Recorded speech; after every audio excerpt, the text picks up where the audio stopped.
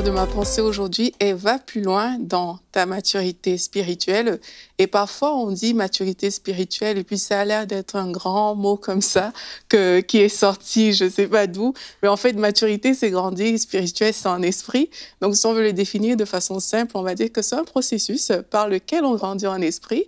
Et cette croissance spirituelle va nous permettre de manifester Christ, d'aimer davantage le Seigneur Jésus et de développer tout simplement notre cœur pour Dieu.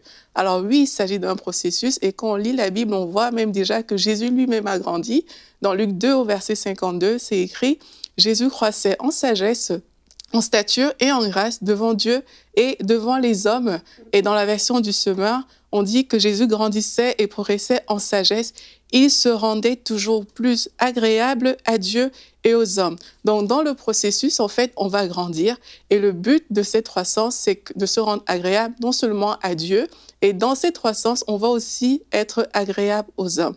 Alors, il est important de dire à ce niveau que la maturité, en fait, ne dépend pas du nombre d'années qu'on a faites dans le Seigneur. Quelqu'un peut avoir 1 an de vie chrétienne et il est plus mature que quelqu'un qui a 15 ans de vie chrétienne parce que la maturité n'est pas définie par son ancienneté dans l'Église locale. Et la maturité ne dépend pas non plus de l'église locale à laquelle on appartient. Certes, il faut appartenir à une bonne église locale parce que dans une bonne église locale, on a des bons enseignements, on peut grandir plus facilement, mais ce n'est pas parce qu'on est dans une bonne église locale qu'à coup sûr, on est des personnes matures spirituellement. Alors, pourquoi est-ce que c'est important de grandir? Déjà, il faut savoir que grandir est normal.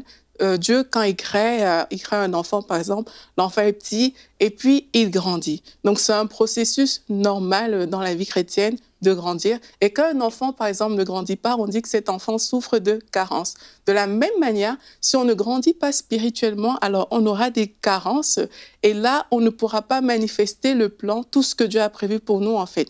Parlant de Jésus encore, la Bible dit dans Luc 2 au verset 40, « L'enfant croissait et se fortifiait, il était rempli de sagesse et de grâce, et l'Esprit de Dieu était sur lui. » Et la Bible nous recommande également dans Hébreux 12 au verset 14, « Faites tous vos efforts pour être en paix avec tout le monde et pour mener une vie de plus en plus sainte, sans laquelle personne ne verra le Seigneur. » En fait, là, on voit qu'on est appelé à mener une vie de plus en plus sainte. Ça veut dire qu'on est appelé à grandir.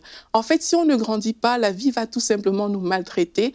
La Bible nous dit que l'héritier, quand il demeure enfant, mais il ne diffère en rien d'un esclave, quoi qu'il soit le maître de tout.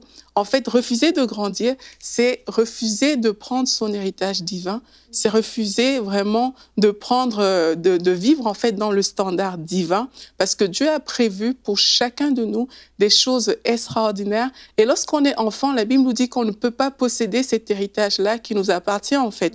Donc grandir est une nécessité pour posséder notre héritage et pour rentrer aussi dans le plan de Dieu.